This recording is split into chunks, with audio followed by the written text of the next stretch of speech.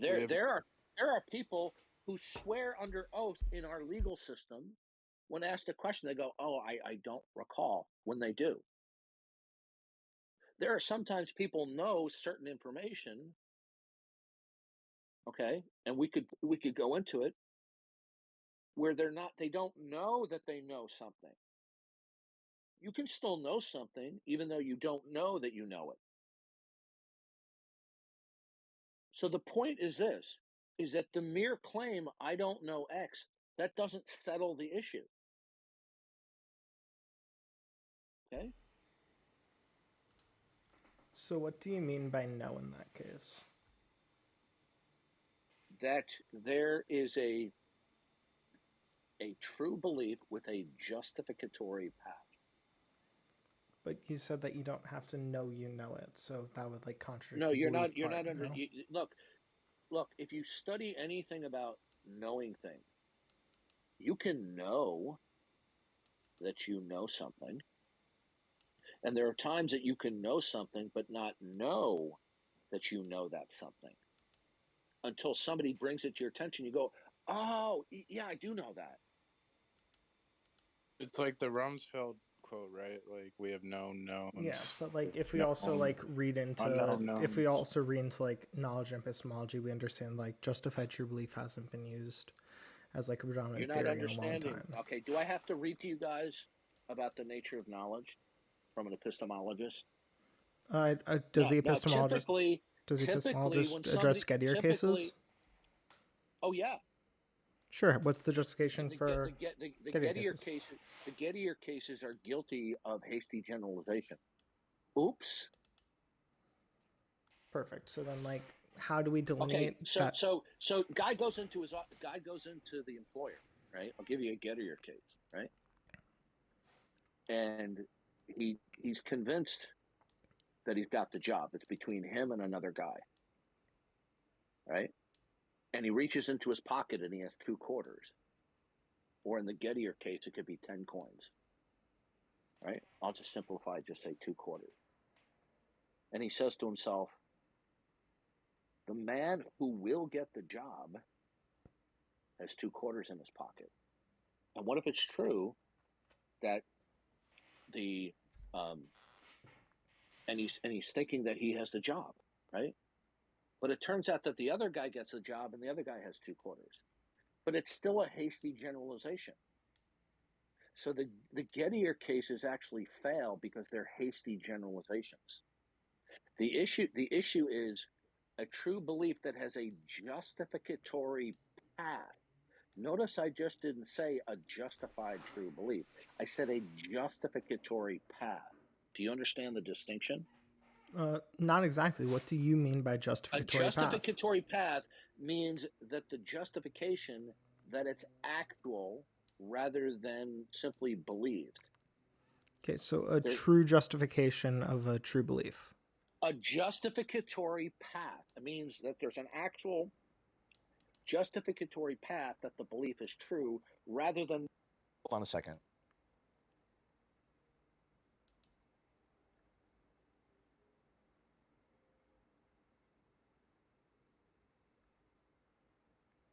All right, say something. Hello?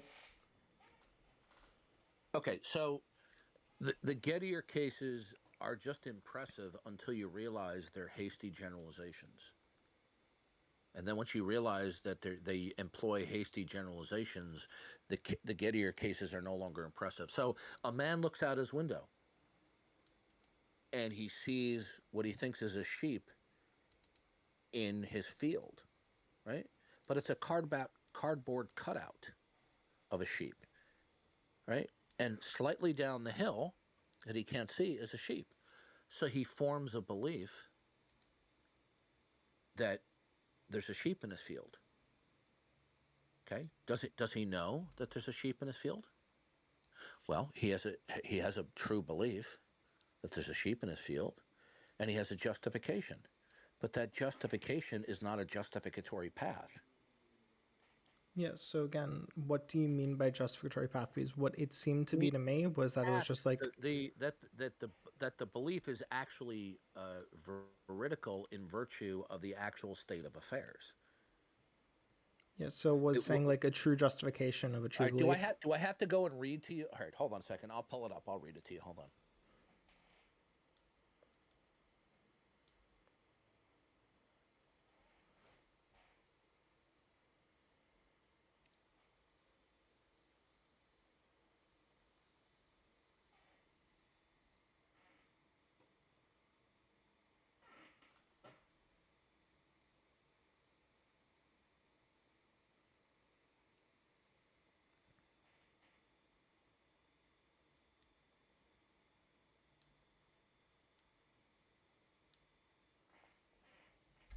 All right, here's this section.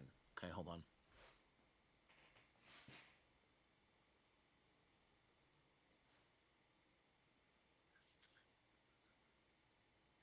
Let's see. So we settle the criterion of knowledge, assenting to a proposition, the correctness of that judgment having a good reason to assent. A person will be said to know something if it is actually the case, if he believes it, and if there's a reason being offered for his belief. However, Gettier has leveled a serious attack on the traditional formula of knowledge as a justified true belief. He maintains that it's possible for a person to be justified in believing a proposition that is true, but this person does not actually have the knowledge. For example, having spoken to the company president and having counted the coins in Jones's pocket, Smith has strong evidence for the conjunctive proposition. Jones is the man who will get the job, and Jones has 10 coins in the pocket. This proposition entails the further proposition: the man who will get the job has 10 coins in his pocket. But it turns out that Smith also has 10 coins in his pocket, lands the job. Hence, Smith justifiably believed the entailed proposition above. And that the proposition is true. Yet we realize that Smith did not genuinely have knowledge of the state of affairs. He was misinformed. He had an erroneous understanding of the entailed proposition in that sense that it turned out to be true. Hence, even the weakened sense of knowledge offered by the autonomous thinker, weak since it does not specify what constitutes anything more than a relativistic notion of the truth and justification. Okay? The autonomous thinker might salvage his credibility in epistemology by urging two criticisms against Gettier. His example involves an equivocation. The Gettier cases fail to recognize the appropriateness is a necessary attribute for justification. By its vagueness, and the entailed proposition from the example allows for an equivocation. The man who will get the job means whoever gets the job at one point and the particular man, Jones, at another. It's clear that what is justified is not true. Moreover, a person has justifying reasons for his belief only if those reasons are relevant to the truth of that belief. Okay? In Gettier's example, the entailed proposition is justified with reference to Jones, but true in reference to Smith.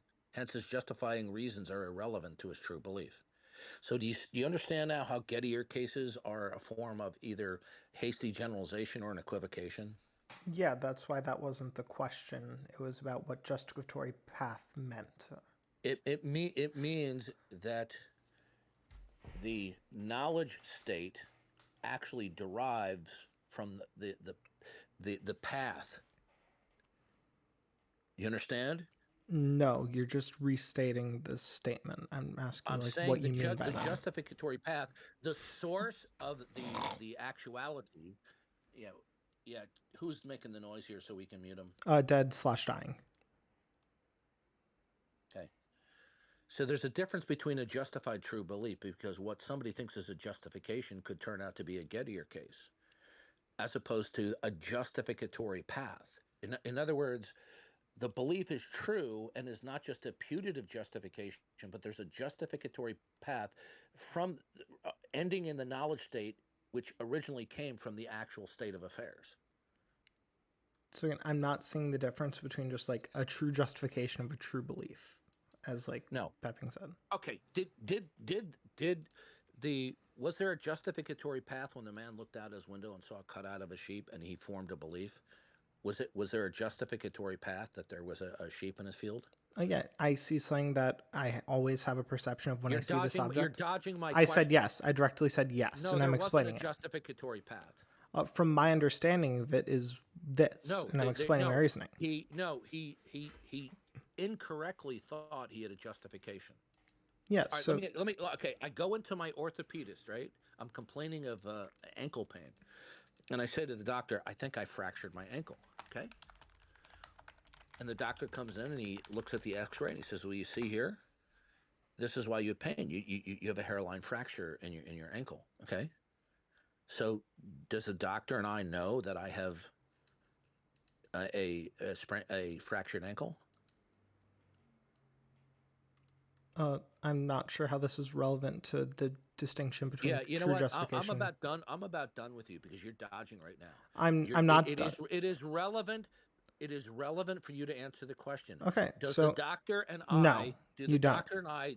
Oh, so I don't have a. It's not a justified true belief. It depends on what you mean by justified. I'm not using Okay, JTB you know as what? Have a knowledge. nice day. Yeah, you hit the road. I'm not using JTB as knowledge either. Bye. You got to love these clowns. Okay. I answered your question. I'm not sure what Yeah, your issue right now you is. keep on dodging. I directly answered it. How is that a dodge? Okay. How are you defining knowledge? The way I'm defining knowledge is I'm just going to be saying knowledge is impossible because you need certainty for it. Okay, you don't know what you're talking about. You do not need certainty for knowledge. But the way I'm defining it, that's not Well, me not knowing what I'm talking about. That's us an using different terms. That's an illegitimate way of defining it. Here, I'm going to read you something on that right now. Hold on, give me a sec.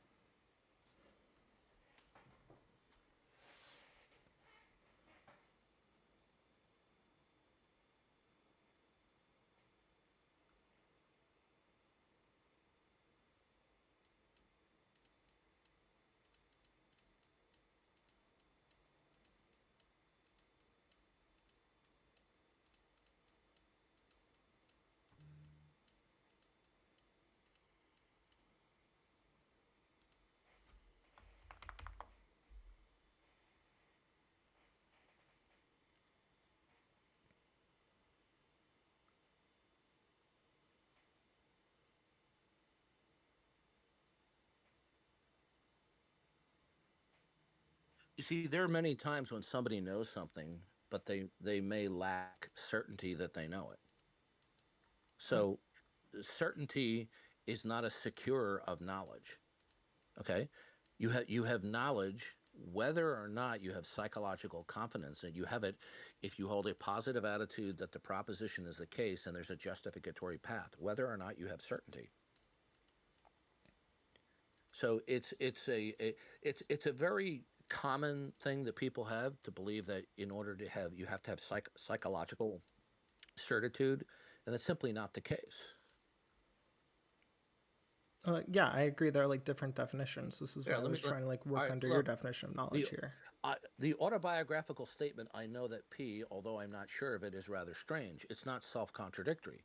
Confidence is neither a sufficient nor a necessary condition of knowing. Did you hear that? Confidence is neither a sufficient nor a necessary condition of knowing. Yeah, I The agree. There are people that psychological disagree with states of me. certainty and uncertainty function neither to verify nor to falsify a person's possession of actual knowledge. Hence, it would be well if it were to keep separate claims to know and actually knowing. The presence of one is no guarantee of the presence of other. The man who claims to know that P may be mistaken, while the man who generally knows P might never utter the claim to such an effect. Okay? The latter condition can obtain from a number of reasons. The knower may never have an occasion or interest to report his knowledge. He may not be confident that the reasons for his belief constitute a justification, while in fact they do. Number three, he may not realize that he knows such and such. The simple case is in a simple matter of circumstance. The second case, often attended by the odd construction, I think I know that, end quote, and calls the claim to knowledge into doubt. Okay, so do you understand that certitude is not a requirement for knowledge? Yeah, under some theories of knowledge, I agree. No. Yeah, It would under some theories of knowledge, yes. no. Yes, do you think there's only one theory of knowledge? Knowledge, in my view, is where you have a positive attitude that a proposition is the case, and there's a justificatory path, whether or not you're certain. What is your definition of knowledge? There has to be certainty to the point where it'd be impossible for it to not be the case. Okay, well that's ridiculous. Yeah, I agree. We have two different definitions, No, I which can, is no, why I I was can, I working can, with I can, yours. I can show you. I can show you. There are people who know certain things, and they don't have a certain degree of certitude, but they still know it. That would be equivocation because we're No, using it the word would. in No, two it different wouldn't be cases then. equivocation. Yes. We're just using the word in two different cases there. No, okay, yeah, I'm not going to waste my time with you any further. I don't know why we're arguing my just position. ask if there's one thing that he knows that he can't be wrong about. Ask if he has any knowledge of anything on those Yeah. terms. Yeah, this idea ridiculous. that you have to have a certain degree of certainty. All you're just simply saying is you have to have confidence that you know it. That's ridiculous. No, I'm saying it's impossible to know because it has to be No, impossible you're, to be no, the you're contrary. saying knowledge is only if you know that you know, and that's the only way that you can know it. That's absurd. Look, listen to me. I'm going to give you an example. There was an actual case. A guy was visiting his father in a nursing home, and he had a type of dementia that was affecting certain aspects of his memory faculties in different parts of his brain. And he did not know every time that he saw his son that it was his son. But every time he came in, he would say, "Hi, Bob," and the son would say, "How do you know my name is Bob?" And then he would pause. He'd look up at the ceiling, and he goes, "That's a good question." He goes, I don't know. So he had knowledge of his son's name, okay, from a previous justificatory path. But he didn't have the confidence or know how he knew it. But he still knew his son's name, didn't he? Yes. I'm just gonna not define Did that as he knowledge. know No, his I'm not going to. son's name? I'm not going to agree that's knowledge because we're just using knowledge in two different ways. Goodbye. I'm genuinely confused about this. What do you mean by? And you're generally a because sophist lost. and a little troll. You're like playing little games, okay? I mean, he's running again. Even children can understand